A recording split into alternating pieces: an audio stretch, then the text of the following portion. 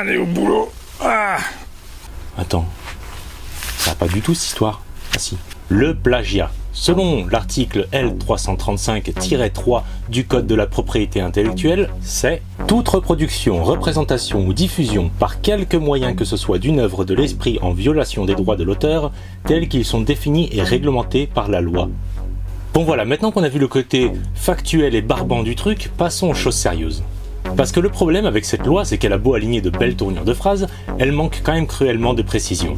Bien sûr, on peut vite catégoriser les cas les plus extrêmes de plagiat. Il y a des fois, on n'a pas besoin de réfléchir plus de 10 secondes pour flairer l'arnaque. C'est particulièrement le cas des mockbusters.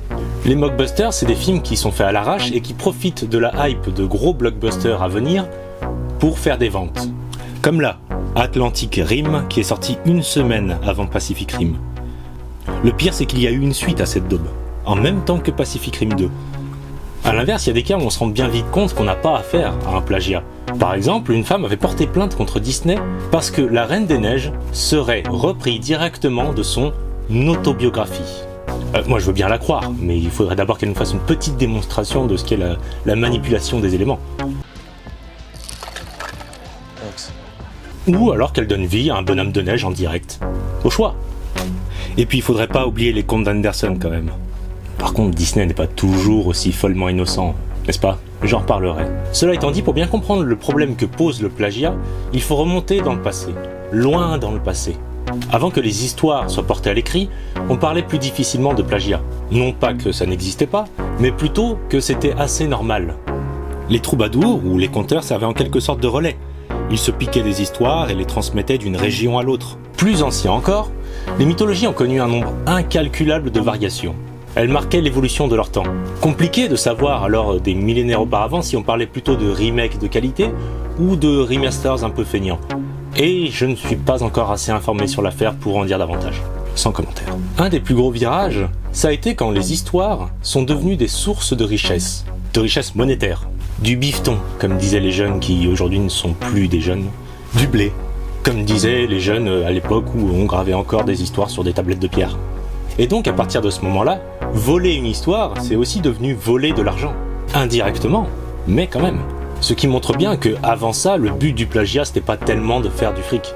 Et donc, la question qui m'a poussé à faire cette vidéo, c'est quel véritable problème pose le plagiat en dehors de l'argent? Pour comparer deux cas très récents, on ne peut pas dire que Interstellar soit du plagiat de 2001 l'Odyssée de l'espace.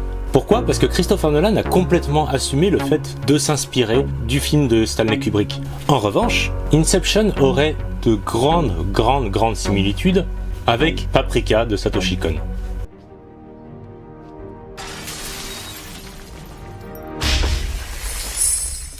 Et comme Nolan n'a jamais parlé de Paprika, je ne suis même pas sûr qu'il ait démenti les rumeurs de plagiat, et bien là on parle de plagiat, justement. Alors que quand on y regarde bien, Inception ne ressemble pas plus à Paprika qu'Interstellar ne ressemble à 2001 l'Odyssée de l'espace. Dans les deux cas, il y a des plans similaires, dans les deux cas, il y a une structure narrative assez similaire, et pourtant l'un a créé le débat alors que l'autre non. Satoshi Kon, qui est donc le réalisateur de Paprika, est mort quelques mois après la sortie d'Inception. Donc il avait sûrement autre chose à faire que d'aller chercher des similitudes entre ses œuvres et celles de réalisateurs américains. Sûrement beaucoup mieux à faire.